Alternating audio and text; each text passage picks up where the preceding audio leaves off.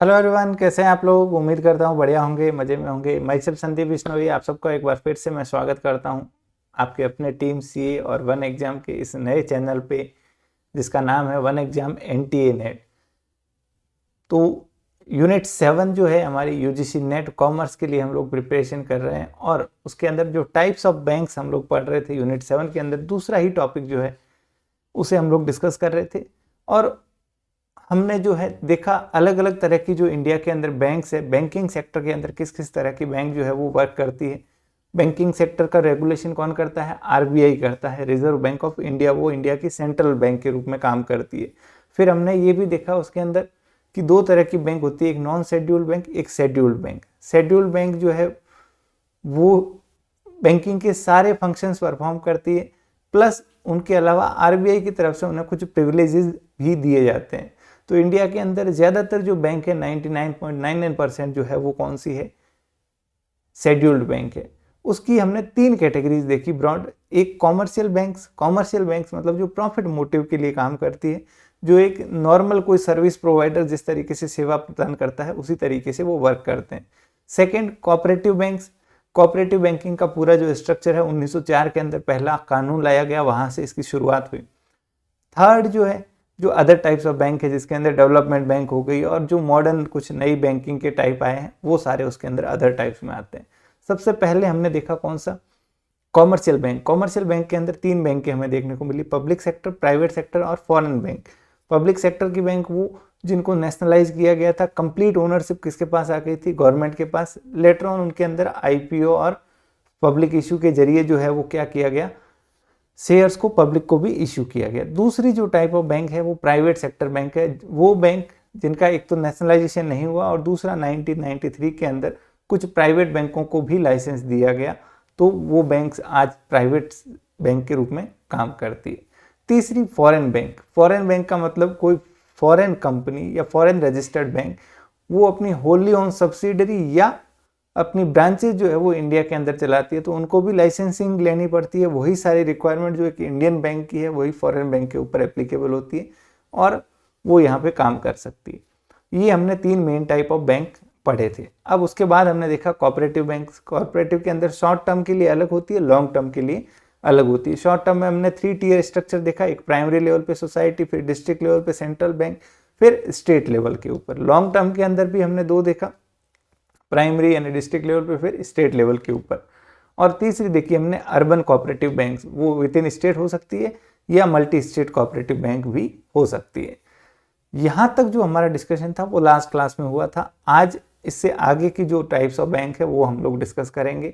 और जो development banks है, जैसे नाबार्ड हो गया, स्मॉल इंडस्ट्रियल डेवलपमेंट बैंक हो गई, एग्जिम बैंक हो गई, इस तरह की जो डेवलप कोई खास पर्पज़ के लिए बनाई गई, नेशनल हाउसिंग बैंक हो गई, तो उनको हम आगे एक चैप्टर है उसके अंदर डेडिकेटेड इन्हीं के बारे में बात करनी है, तो वहाँ पे हम लोग डिस्कस करेंगे। इसी का चौथा या पांचवा जो टॉपिक है वहाँ पे डेवलपमेंट फाइनेंशियल इंस्टीट्यूशंस का हम अलग से सेपरेट डिस्कशन करेंगे। आज जो कुछ और टाइप्स ऑफ बैंक है उसको मैं बता देता हूँ। मेरे पास लिखने के लिए पेन नहीं है, मैं कहीं भूल के आ गया ऑफिस में, तो आप जो है मैनेज कीजिएगा। मैं ज़्यादा आज लिखूंगा नहीं, सिर्फ आपको चीज़ें बता के समझाऊंगा, ठीक है। सबसे पहली हमारे सामने आती है कौन सी? Local area bank. Local area bank नाम से ही पता चल रहा है, ऐसी बैंक जो किसी पर्टिकुलर लोकेलिटी के अंदर काम करती है, किसी पर्टिकुलर क्षेत्र के अंदर काम करती है। जब इनको इनिशियली शुरुआत की गई इस तरह की बैंकों की, तो इसके पीछे सोच ये थी कि कोई नज़दीक से जुड़े हुए कोई एरिया, एक जिसके अंदर 2-3 डिस्ट्रिक्ट आ रहे हैं, उस एरिया स्पेसिफिक के लिए एक बैंक की शुरुआत की जाए जो बहुत ज़्यादा पिछड़ा हुआ है, जहाँ बैंकिंग की सर्विसेज बिल्कुल नहीं है, ताकि वहाँ के लोगों के बीच में हैबिट हो, सेविंग्स की हैबिट हो, फिर वो पैसा उन्हीं के डेवलपमेंट के लिए या उन्हीं के लिए लोन के रूप में दिया जाए। इस बेसिक आइडिया के साथ जो है ये लोकल एरिया बैंक की शुरुआत की गई थी। तो इनकी शुरुआत हुई कब? 1996 के अंदर, 1996 के अंदर। 1993 के अंदर क्या हुआ था बताओ? प्राइवेट सेक्टर की बैंकों को लाइसेंस दिया गया था, जिसके अंदर एचडीएफसी, एक्सिस, आईसीआईसीआई, ये सारी बैंक्स। 96 के अंदर जो है टू मोबिलाइज रूरल सेविंग्स, आप पढ़िए, to mobilize the rural savings and make them available for investment in local area. गाँवों से ही पैसा सेविंग के रूप में इकट्ठा करना और वापस वहीं लोकल एरिया में उसको क्या करना, इन्वेस्ट करना, यानी लोन के रूप में देना। तो जो रूरल एरियाज, जो रिमोट एरिया जहाँ पे क्रेडिट की अवेलेबिलिटी के अंदर गैप है, मतलब प्रॉपर ये बैंकिंग चैनल्स अवेलेबल नहीं है, तो वहाँ पे जो है वो एक जो नॉर्मल बैंक परफॉर्म करती है वो सारे फंक्शंस ये बैंक भी परफॉर्म करती है। ठीक है, अब इसके बाद क्योंकि ये बैंक पर्टिकुलर छोटे स्तर पे ही काम करती है, उस लोकल एरिया के अंदर ही काम करती है, तो इनके अंदर जो कैपिटल एडिक्वेसी के नॉर्म्स है, कैपिटल एडिक्वेसी क्या होता है, CAR रेशियो हम आगे डिस्कस करेंगे बैंकिंग सेक्टर रिफॉर्म्स के अंदर। तो वो क्या होता है बेसिकली कि भाई आप जो पैसा लोन के रूप में बांट रहे हो, समझिएगा कोई बैंक है, उस बैंक के पास क्या होगी, कैपिटल होगी। कैपिटल मतलब जो पैसा उसने, उसके जो प्रमोटर्स थे उन्होंने जो निवेश किया उसके अंदर पैसा जो लगा रखा है। एक तरफ तो वो पैसा है आपके पास परमानेंट, प्लस आपके पास क्या है, लाइबिलिटीज है, यानी आपने लोगों से डिपॉजिट एक्सेप्ट किए, ये टोटल पैसा आपके पास है। अब इसको आप क्या करते हो, लोन के रूप में आगे बांटते हो। तो यहाँ पे RBI की रिक्वायरमेंट है कि आपके पास जितना आप रिस्क ले रहे हो, मतलब जितना लोन आप बांट रहे हो, उसका एक फिक्स परसेंटेज आपके पास कैपिटल के रूप में होना चाहिए, वो पैसा आपका होना चाहिए। इसको बोलते हैं कैपिटल एडिक्वेसी नॉर्म्स, ये आगे हम डिस्कस करेंगे। तो इस तरह की लोकल एरिया बैंक के लिए ये नॉर्म्स के अंदर क्या प्रिस्क्राइब किया गया, हायर कैपिटल एडिक्वेसी, मतलब इनके पास उल्टा ज्यादा कैपिटल होनी चाहिए क्योंकि इनके फेलियर होने के बहुत ज्यादा चांसेस है। ठीक है, तो छोटे से ही बात है। लोकल एरिया बैंक कब शुरुआत हुई, 1996 के अंदर 6 बैंकों को लाइसेंस दिया, फिर 4 रही, और ये 4 भी आज जो है एक प्राइवेट सेक्टर बैंक के रूप में काम करती है। प्राइवेट सेक्टर बैंक जो हमने कॉमर्शियल बैंक्स के अंदर देखा था। नेक्स्ट देखिए, small finances bank. Small finance bank जैसा नाम से ही पता चल रहा है, क्योंकि पहले जो बैंकिंग का पर्पज होता था, जो बैंक के अंदर लोन भी मिलते थे, वो नॉर्मली लॉन्ग टर्म के लिए मिलते हैं या शॉर्ट टर्म के लिए मिलते हैं। किसको मिलते हैं, बिजनेसेस को मिलते हैं, जिनको वर्किंग कैपिटल की रिक्वायरमेंट होती है, उनको ये लोन दिए जाते हैं। बैंक बेसिकली उसी पर्पज के लिए, घर के लिए, गाड़ी के लिए, एजुकेशन के लिए, फिर बिजनेस के लोन के लिए, प्रोजेक्ट्स के लिए, इनके लिए पैसा देती है। लेकिन समय के साथ सन 2000 के बाद में आपको पता हो, पर्टिकुलरली जो कंज्यूमर गुड्स है, छोटे छोटे जो आइटम्स है, छोटी कारें, बाइक, इन सब चीज़ों की भयंकर डिमांड जो है वो अचानक से क्या हुई, वृद्धि हुई। तो ऐसे में ज़रूरत थी ऐसे डेडिकेटेड इंस्टीट्यूशंस को जो ये जो छोटे छोटे फाइनेंसेज है ये प्रोवाइड कर सके। आप 1 लाख की कार ले रहे हो, सॉरी 1 लाख की बाइक ले रहे हो, 2-5 लाख तक की कार ले रहे हो, छोटा मोटा आपका कोई बिजनेस है, उसके लिए आपको पैसा चाहिए। तो ऐसे इंस्टीट्यूशंस जो क्या है, स्मॉल फाइनेंसेस प्रोवाइड कर सके, क्या कर सके, स्मॉल फाइनेंसेस प्रोवाइड कर सके। अब आपको पता हो तो नॉर्मली ये बिजनेस कौन करते हैं, इस तरह के छोटे फाइनेंसेस की, जहां बैंक लोन नहीं देती, तो वहां पे NBFCs का रोल आ जाता है, नॉन बैंकिंग फाइनेंशियल कंपनीज। हम ये भी आगे डिस्कस करेंगे। नॉन बैंकिंग फाइनेंशियल कंपनीज वो होती है जो बैंकिंग का जो कंप्लीट फंक्शंस है वो परफॉर्म नहीं करते, सिर्फ क्या करते हैं, लोन देने का काम करते हैं। मान लो मैं कोई सेठ हूँ, मेरे पास पैसा है, मैं लोन देने का काम करता हूँ, तो मैं उसको एक कंपनी बना के ऑफिशियली वो काम कर सकता हूँ, वो कहलाती है NBFC। अब जो ऐसी बड़ी बड़ी NBFC थी, बेसिकली उनको न्योता दिया गया था कि आप खुद को बैंक के रूप में, एक स्मॉल फाइनेंस बैंक के रूप में स्थापित कर सकते हो। जैसे आपने नाम सुना होगा AU स्मॉल फाइनेंस बैंक। जो AU थी पहले एक NBFC थी, और वो बाद में किस में कन्वर्ट हो गई, स्मॉल बैंकिंग का उसको लाइसेंस मिल गया।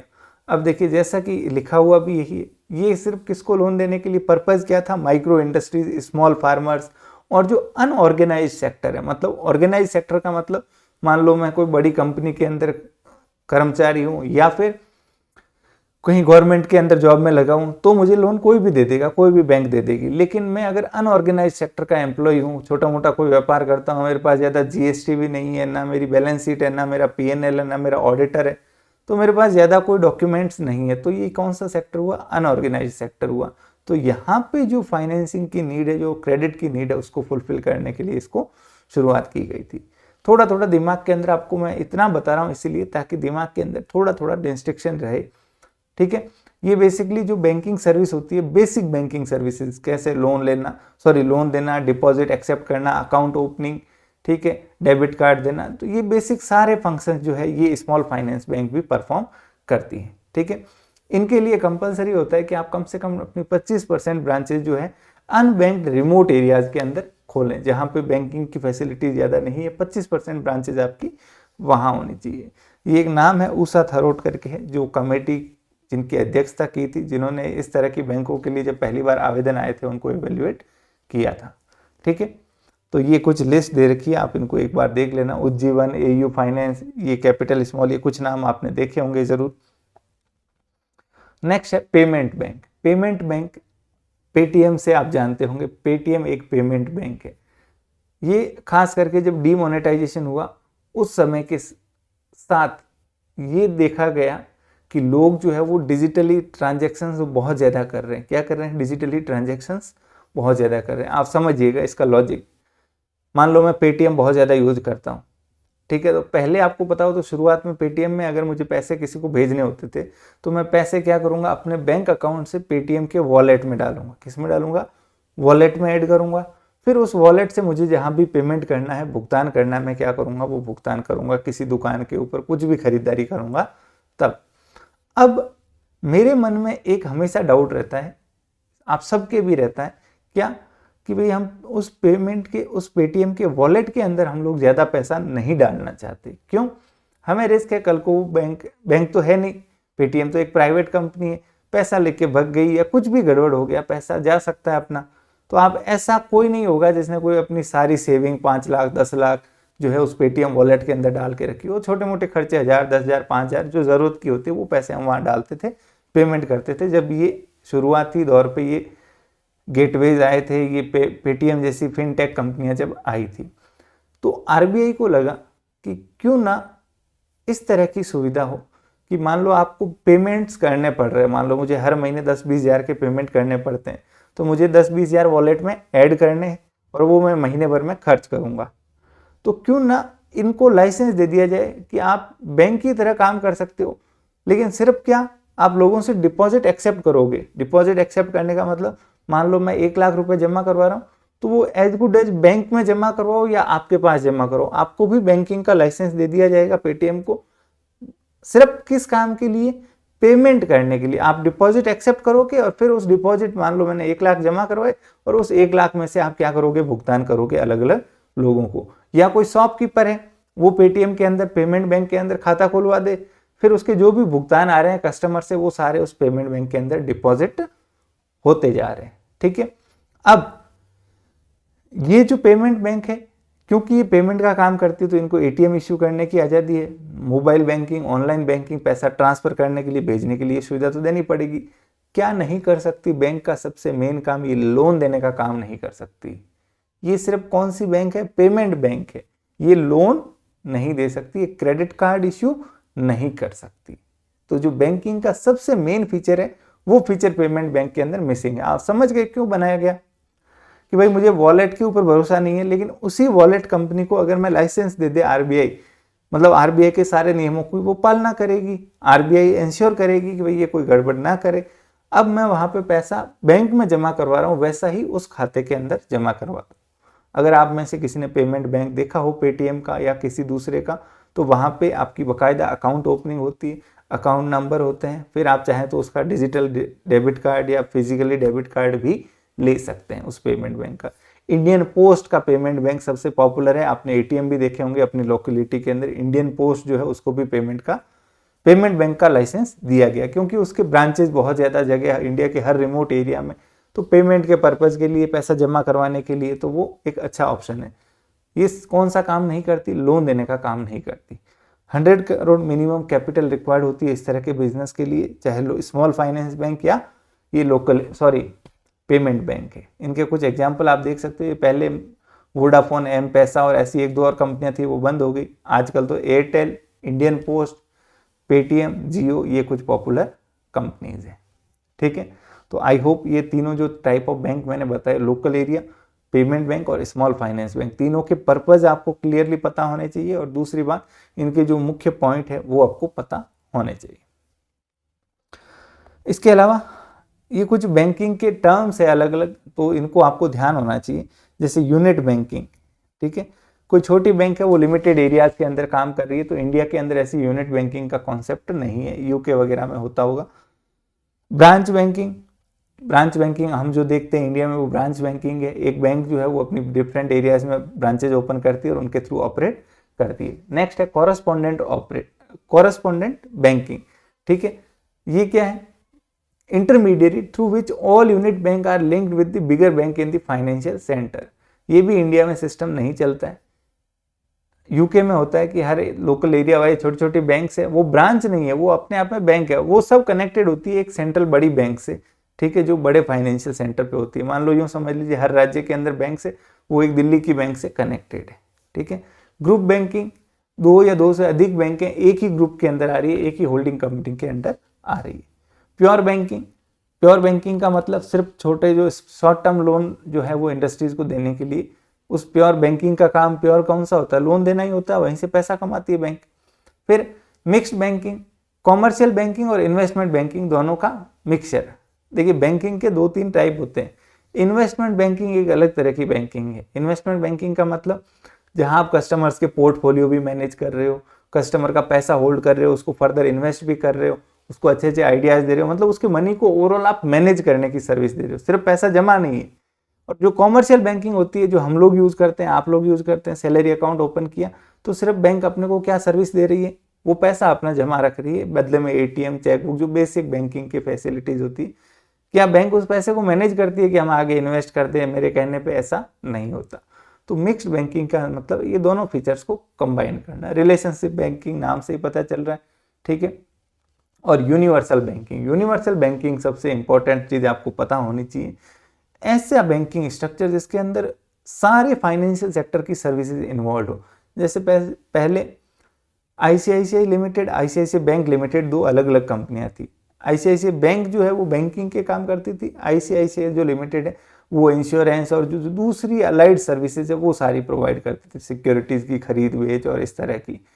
अब उन दोनों को मर्ज करके यूनिवर्सल बैंक का दर्जा दिया गया उसको।